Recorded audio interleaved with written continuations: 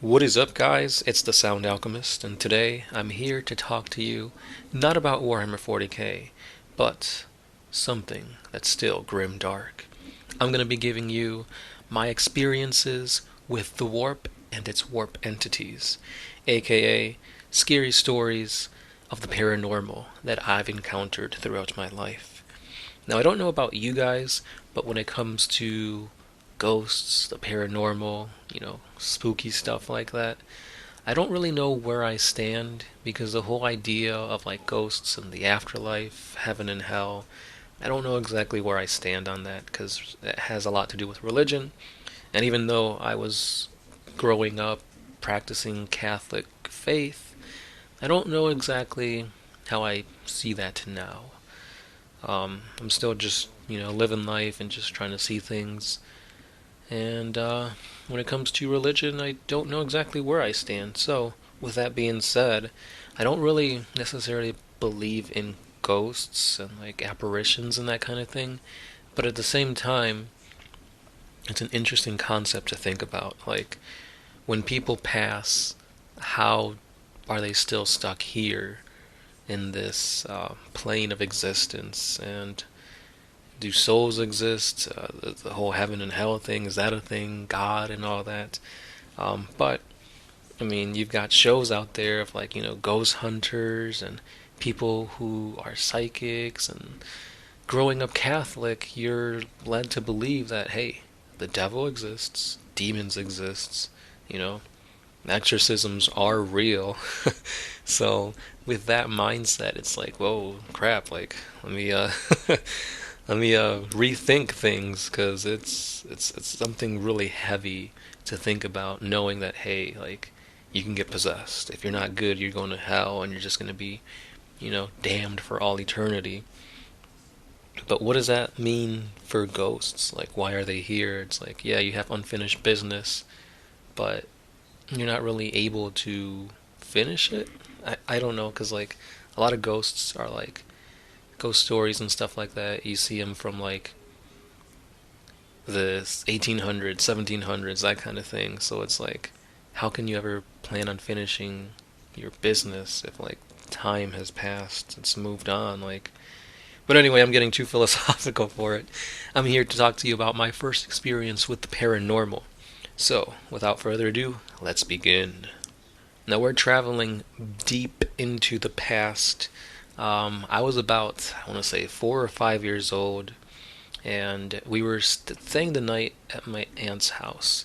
Now, to give you a picture of how or where my aunt lived, she had a very small house. Think of it probably the size of like a mobile home. It wasn't very big at all, but she had a massive front yard. A huge front yard with like a gravel driveway and one massive tree in it. Um, so you have this huge front yard, a pretty small sized house, and the backyard was literally like 3 feet, and then you hit the chain link fence, and then directly behind that was a bunch of like bushes and shrubs and trees that was like so thick that you really couldn't see the neighbors in the back. So that backyard was pretty much just used to house like the trash, the recycle, and maybe like a grill. That's all I remember being back there anyway. Like, if you're standing in the backyard, you can touch the house and the freaking fence, like just with your wingspan. So yeah, very small backyard, small house, massive front yard. So anyway, I was there with just me and my mom. My dad was working overnights that night, so he would pick us up in the morning. But anyway, we were there, and it was just my aunt, my mom, me, and my three cousins. The four of us, we were playing in the front yard, and I remember seeing, people off in the distance, like walking past the front yard. There's a street, so people would just be walking, back and forth. Um, and after like the street lights came on, that was our cue. Street lights are on. We got to go back home. Or, that's how it was back in the day. So once it started getting darker and we went inside, my aunt told us that if we noticed, the people, walking in the street back and forth, and we're like, oh yeah, not we weren't really paying attention, but yeah. And then she said, did you notice that, this one lady kept walking back and forth about, six, seven, eight times? And we're like, yeah, no, like this, like, because like from where the house is to where the street is, it's a pretty far distance. So like you can't really see people's faces, just because of the distance, or like you can't really tell who's who. So we're like, yeah, we saw people walking, but we didn't think anything of it. Again, I was like 4 or 5. My cousins were a little bit older. I think the oldest one at the time was maybe 8. So we go inside, and she's like, yeah, I have my I remember my aunt was telling my mom that, yeah, I have a bad feeling about this. Like she feels uneasy. So after a while, they started praying because my aunt said that she felt that she was being watched by an evil presence and that she thought it was a witch. Now, me being 5, hearing the word witch, I was freaking out. I'm like, what the heck? Like, is this supposed to be only a fairy tale type thing? Like, what the heck is she talking about? And then it got real when like they started praying, and like we had to sit in the same room and like hold hands, and they were like praying the rosary and whatnot. And then around 10 o'clock, my uncle came home, and he was like, is everybody okay? Like it just feels different. I think he said like something along the lines like he felt uneasy or something like that. Again, I don't remember. I was like 5. But what I do remember is that when we were getting ready to go to bed, we heard tapping in the window, pointing to the backyard. Now that's strange because, like I said, the backyard is barely there. Like, why would anybody be back there? So my uncle goes out, he takes like a flashlight and just makes sure that it's not like some raccoons or some kids messing around. And as he walks, to the backyard, doesn't see anything. He walks around to the front yard and he says that he sees something in the tree. So yeah, this is where shit hits the fan. And my mom like closes the windows and she tells everybody to like get away from the doors and whatnot. And at this point, my uncle comes into the house, gets a rosary, gets some holy water, and goes outside.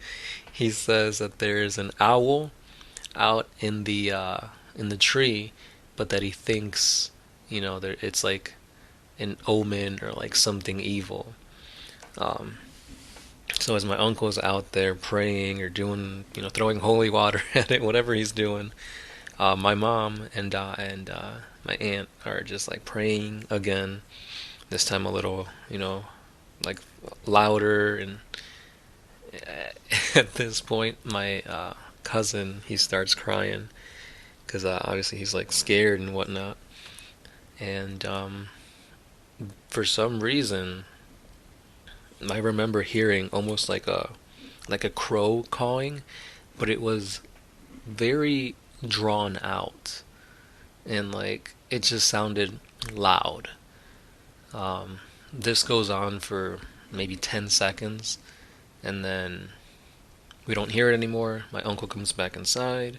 He joins them in prayer, and that's that. Like after that, like my mom and like my uncle and aunt, they're just like, well, it's gone. Um, Everybody has, should go to sleep, and we all go to sleep, and yeah, that was a very stressful night to say the least. Yeah, I don't know exactly what went down or what happened, but it was scary to see, your own family reacting to something that you never thought existed or was real. Um, Again, it could just be, coincidence and superstition combined, where my aunt that feels one way, and like my mom, she's also like religious, so she's like, yeah, if it's gonna help you feel better, I'll join you. But then with the whole tapping and the owl and the witch thing. Yeah, I don't know. It's scary to think about. It's strange. It's you know you never really expect yourself to be in these situations, and they moved actually very recent after the that event. But every time they moved, they said that they felt a presence in their home. I know they said that they for sure thought they had a ghost in one of the houses because they said like the lights would turn on and on. They'd hear like tapping and like things would move and whatnot.